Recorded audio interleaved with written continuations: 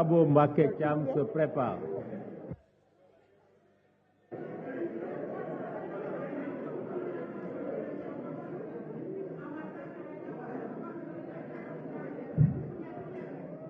Salaamaaleykum président maa ngi lay nuyu di nuyu sama collègue député yi di nuyu le ministre Alioune Ndoye di wax suma collègue Lam Toro yaa ngi ci erreur parce que Alioune Ndoye bi muy ñëw ci politique fekk na mu am jàngat ba pare am jaar-jaar il était déjà su ma juumul directeur financier de la CSE muy dugg PS après l'alternance kon nag yaa ngi ci erreur parce que politique ku nekk ni ngay ñëwee et ñëpp ko moom ni nga mënee taxaw fi na sama benn mbokk mosu takk ndombal tànk te yaa ngi fi taxaw noonu nga waree nangu keneen ku nekk sa am sa jaar-jaar dugg ci politique am nu koy manifester.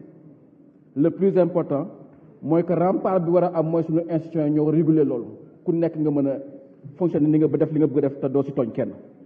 et je pense que tey yow ni ngay waxee yaa ngi si jumte tey bu ñu demaatoon élection ñu gañewaat leen gañam gën a leer incha allah di. wax le ministre Alioune Ndoye da nga am particularité monsieur le ministre parce que da nga nekkoon ministre de la pêche tey nga nekk ministre de l'environnement mu am sujet bu ñu diis ñun waa Ndar muy la question de la bêche de Saint-Louis bêche bi nag dañ koy ndeyalee tout le temps la pêche et pourtant c'est un désastre écologique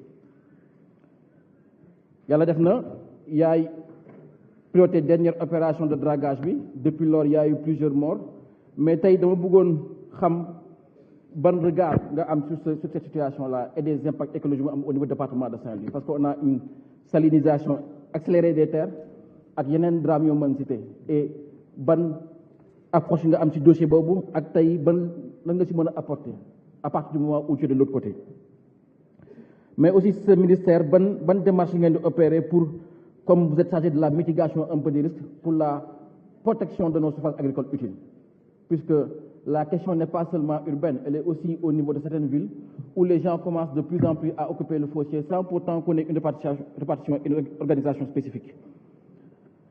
Beneen question bi monsieur le ministre mooy am na lu nga xamante ne diis na képp kuy sénégalais képp ku nekk ci état nekk ci administration mooy li ma doon wax léegi mooy gis nañ fi benn xëccoo bu métti sa diggante yow ak la ville de Dakar en tant que maire de Plateau yow ak maire bu Dakar ngeen di xëccoo le marché Sandaga.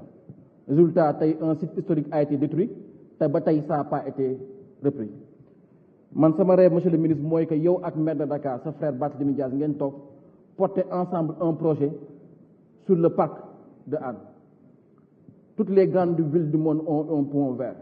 Et je pense que avec la ville de Dakar, on va porter ensemble un projet pour que nous puissions l'administration, on va liguer ensemble, surtout que vous êtes des socialistes, nous allons défendre le parc Hann parce que c'est le dernier poumon vert de Dakar. Et la zone aéroportuaire qui est prévue à cet effet-là. Monsieur le ministre, la ville de Saint-Louis avait bénéficié d'un projet qui est un projet de développement touristique. Et dans ce projet-là, on avait, c'était un financement de l'AFD pour vraiment le potentiel touristique de la ville de Saint-Louis. Et beaucoup de ces financements, le parc de Djoudj. Donc, vraiment, on aurait voulu aussi savoir qu'est-ce qui est fait au niveau du ministère pour tous ces parcs-là et ces réserves naturelles, puisque nous, dans nos territoires, on en a besoin, puisque c'est important pour l'image de la ville et le marketing territorial. Je pense que Saint-Louis a besoin de son tourisme, et depuis que l'AFD a financé, je pense que c'est un projet qui n'a pas beaucoup avancé. Toujours au niveau de Saint-Louis, on a eu à bénéficier d'un financement de l'AFD, qui est une digue de protection, pour contrer l'avancée de la mer. Mais je pense que la question du littoral ne se limite pas seulement à l'avancée de la mer. Aujourd'hui, avec le projet de la côtière et la question du gaz et du pétrole, quand je prends tout le littoral au niveau du Gagnolé, c'est en train d'être occupé de manière anarchique par des hôteliers ou par des personnes qui viennent spolier le foncier. Donc ma question c'est, est-ce qu'au niveau de votre ministère, il y a aujourd'hui une démarche globale transversale, notamment législative, qui concerne tout le littoral sénégalais? Voilà, monsieur le ministre, mes questions. Merci beaucoup. Merci, chers collègues. La parole est à notre collègue Abo Mbacké Thiam. Malik Diop se prépare.